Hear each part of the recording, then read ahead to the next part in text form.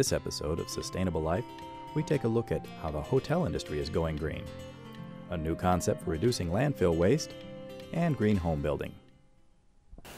Welcome to Sustainable Life. I'm Barry Benjamin. We're here in Berea, Ohio with Glenn Hasek, who publishes a newsletter called Green Lodging News. I hear you have a green newsletter. Tell me a little bit about that. Well, it's called Green Lodging News. It's a weekly e-newsletter that I send out every Monday morning to more than 11,000 lodging owners and operators throughout the United States. And I even have subscribers in other countries as far as Australia, New Zealand, China even. And it's something I started in July of 2006, and I'm up to more than 11,000 subscribers, as I said, and it's doing very well and having a huge impact on the lodging industry, and gives them some great ideas about how to run their operations more efficiently and in a more environmentally responsible manner. Tell me the soap story. Yeah, I had a gentleman call me about 2 years ago. He and his friend had been traveling a lot through the country, and every place they stayed, they saw that hotels were not doing anything with all the unused soap and shampoo in their hotels. They were just throwing all that away. So these two guys decided that, okay, this is unacceptable, we're going to do something positive with this. So they formed an organization called Clean the World, and what they do is collect unused soap, unused shampoo from all kinds of different lodging establishments around the country. And what I was able to do to help them was write several articles about what they do.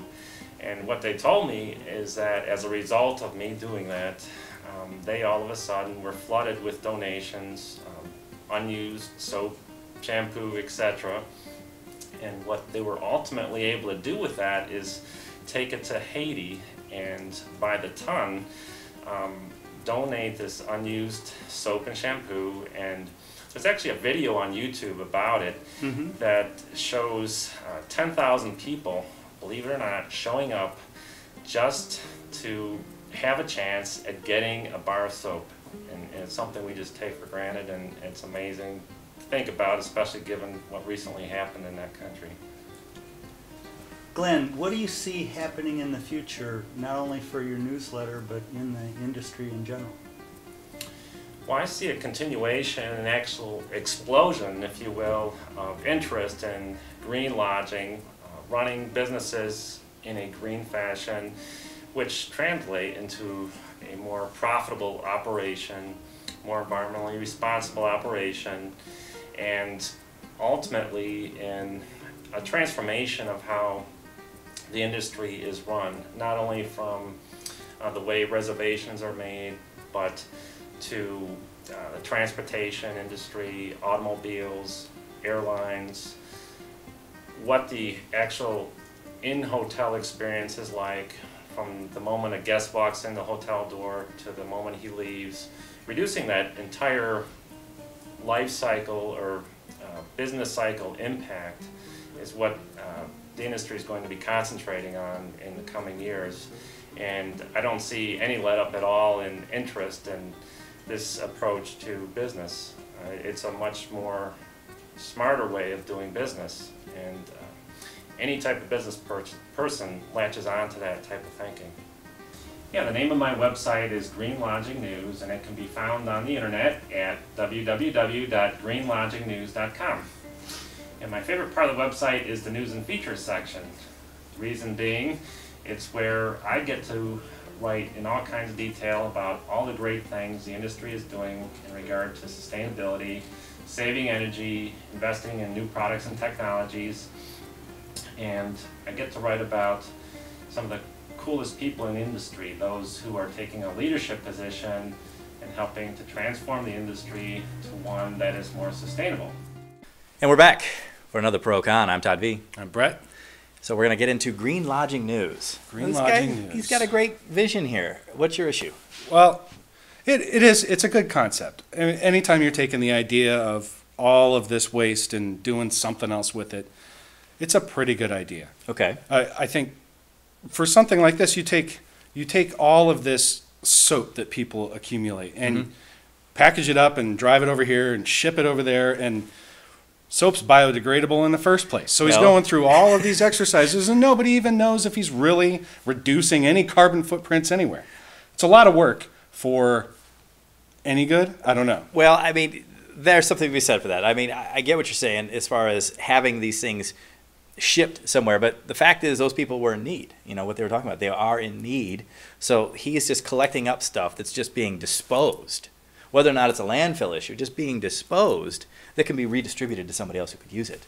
Right. Well, and then the other part of the problem is, do we really need to be disposing it? I mean, can't these hotels come up with another way of, you got to throw it away? Really? Well, that's, again, we're back on that topic. I mean, that's the issue. We are built on a consumer-based society that tends to have this throwaway attitude about everything. Right. I mean, we throw away our iPods, we throw away computers, we throw away blow dryers, we throw away everything. Yeah. Because nothing is really made to have any kind of long-term life cycle anymore. Yeah. So this guy can come up with these great ideas for hotels and sell them his interesting ideas. Yes, here we go. All he wants. So we're right on to he's not allowed to make money because... Oh, he's allowed to make money. Okay, all right. And save the planet all at the same time. It's great. Well, I'm loving Green Lodging News. Brett is clearly on the fence on Green Lodging News. I'm on the fence. Okay. But you make up your own mind. Let us know what you think.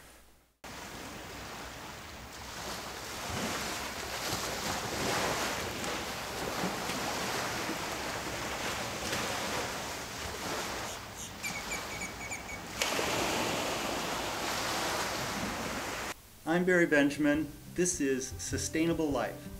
We're here at the project site for Zero Landfill in Akron, Ohio. And we're going to talk to Mike Dungan, who's going to show us how trash can become a resource. Mike, good to see you. Hi, Barry. I wanted to know what you do that's sustainable in your life. Sure, great question. Everything. I try to do everything professionally or personally sustainable. The easy things are driving a hybrid, promoting awareness, teaching. I teach, and I talk a lot about sustainability in my teaching days. I love the outdoors. Work with bees. Bees are amazing creatures, and they promote sustainability in everything they do.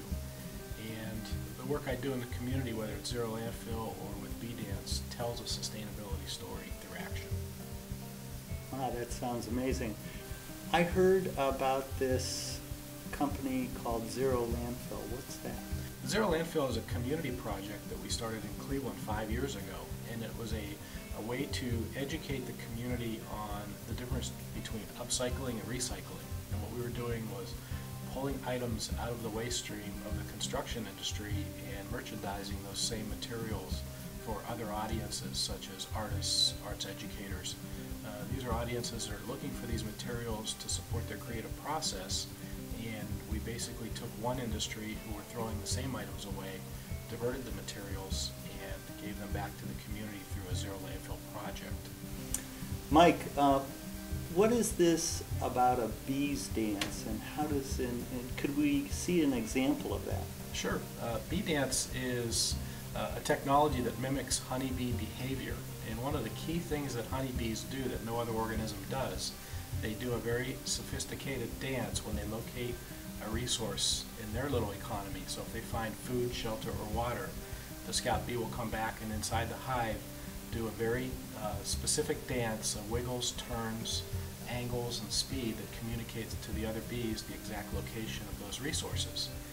And with Zero Landfill and with the Bee Dance online presence, we are going to mimic that behavior so that when a resource is identified and the location is communicated, the bee will dance either on your screen or, with the case of Zero Landfill, the bees dance in person. And as we'll see with the Zero Landfill project here in Akron, we will see the dance repeated numerous times by users of the service who identify and locate resources, and through their excitement they actually recreate the bee dance. That sounds wonderful. Mike, tell me a little bit how what you do translates to people in their life and what goes on. Really, we're looking at a very well-developed system called the waste stream.